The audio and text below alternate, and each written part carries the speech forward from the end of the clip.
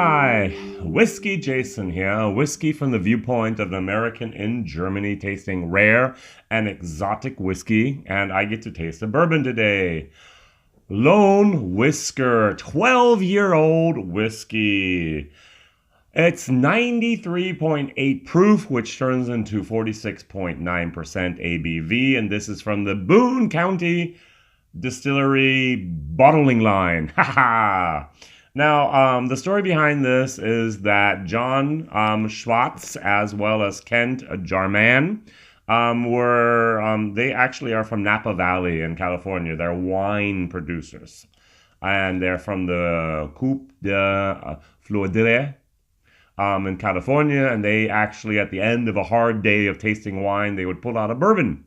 And they would love to have that bourbon. So they went to the Bourbon Trail, and during the Bourbon Trail on Route 127, they actually saw an accident of a 69 Chevy pickup. It flipped, and there was this dog on the side of the road behind some bushes, and they took care of the dog, and that they took the dog home with them because the people who were the first responders there at the accident site said the dog will need a new owner. And so Lone Whiskers, unfortunately he has now died since then, is the patron saint of 12-year-old whiskey bottled at the Boone County Distillery. Now, Boone County, actually have their mash bill online, which is 74% corn, 21% rye, and 5% malted barley. Now, that is the mash bill of an MGP from Indiana, Lawrenceburg, Indiana whiskey. Now, if you're not really sure about that, take a look at the 1833 Boone County release, which has the identical mash bill, and that's explicitly from the MGP distillery. So, I think that's where they got that. Now, the first release was, if I'm correctly informed, in 2016, 2,000 bottles. And that's their goal, 2,000 bottles per year. And the first batch actually went for $150 per bottle, was sold out within a very, very short time, basically just in Kentucky. Second batch, which is from 2017, this is where my bottle came from. Thank you, Marcel. It's amazing that it's great to have bourbon freaks over here in Germany that actually go to the States, go on vacation there, bring back some bottles in their suitcases for private use, and I get a nice little sample bottle of those, and I get to try stuff that's almost impossible to find in America, let alone in Europe, but connections, networking, guanxi, as they say in China, makes things happen. And so I actually have a sample of the Lone Whisker 12-year-old whiskey here in front of me. So let's try the nose first of all. Oh, that's really good. Sweet, oily, pecan, a little bit of Dr. Pepper as well as Mr. Pibb is in there. There's that one, my mom used to have this tea, and it was made of the root of a tree. I'm sure there's like thousands of different teas out there. But it was like a Sazerac or Sazerac. Now that's the name of the other bourbon, but something like that. It was a very, and that's exactly what I get here. Wow, it's so smooth. It's so rich. It's so complex, actually, and that's very, very unique for a good bourbon. Now, the price, I'm not very pleased about that, to be honest. I do get a nice little bit here I got a little bit of a freshly mowed lawn for half of a second. But on top of that was actually like a cowboy hat of leather. Oh, that was a good one. If you ever watch the Scotch Test Dummies, I love them. They started talking about pirate ships on fire and wood from the 1970s that has been dried and now not like back then. And they just love these descriptive type of moments. And I don't know, I'm not doing it as much as they are doing, but every once in a while I have as my wife said, I have my moments. This is a very, very nice bourbon.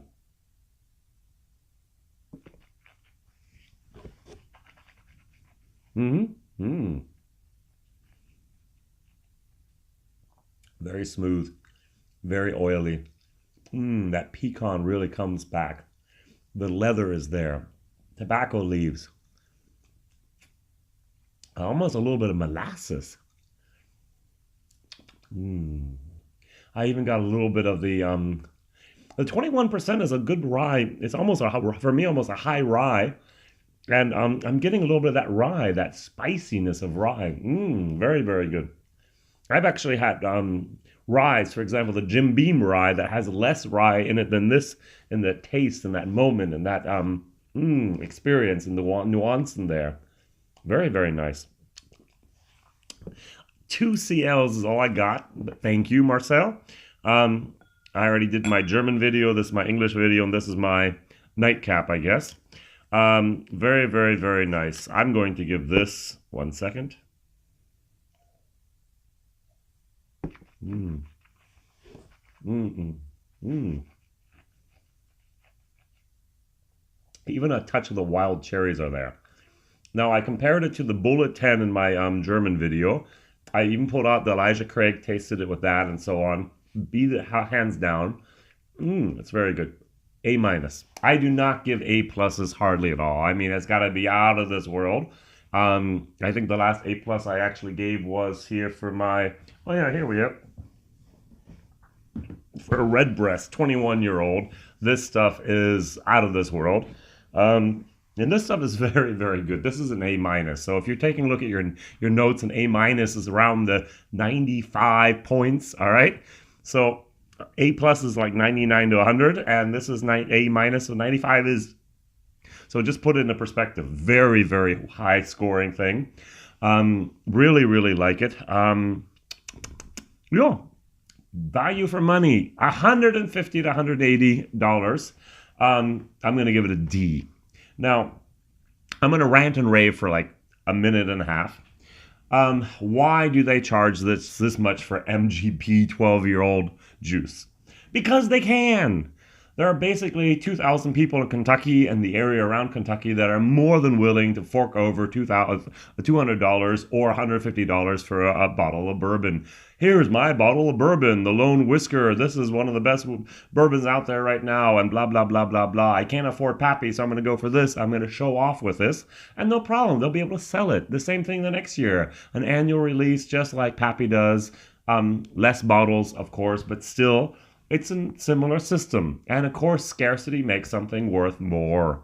And this is what happens. You always have the 2,000 people out there now in the States or wherever that are really willing to buy this. I did the Kentucky Owl 13-year-old rye, which is also $200 in many, many states. No problem. Everyone's going to be willing to pay that at the moment that really, really has it and can afford it and wants a great, great rye. And if you want a great, great, really good bourbon, go for it.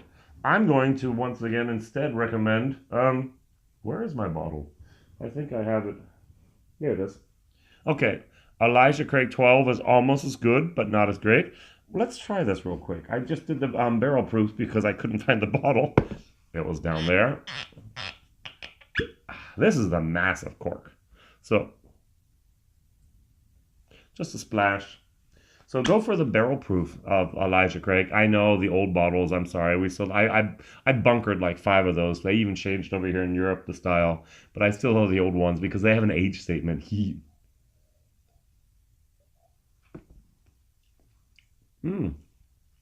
It's got not the sweetness as this. It's a little bit more of the woodiness and the tartness, and a little bit is tiny bit. Is it worth 5 times the price? I mean, you're going to be happy with this, all right? They're going to be excited about this. And that's the thing, all right? I don't know if you could really, the value for money. Is it 5 times better? Never. Is it maybe 30%, 40% better? Yes. And that's the difference you have to decide if you're willing to pay or not. All right, Whiskey Jason here, Whiskey from the viewpoint of an American in Germany. Please like, please subscribe. Please tell others about this crazy guy over here in Germany that gets his hands on some awesome stuff.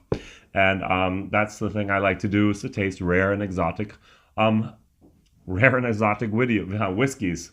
Now, One other thing you've noticed is maybe you can actually take a look at my playlist about the interviews. I go to whiskey fairs here in Germany, which we have quite a few, by the way, and I interview people. And if they speak only English, I interview them in English, and I put those up on YouTube as well. And so I have some very, very interesting people from England. I have very interesting people from Scandinavia. I have some people from Scotland that you might not actually see in the States that often, but just hop on the plane and come over here to Dusseldorf or to Hamburg or to Berlin, no problem for them.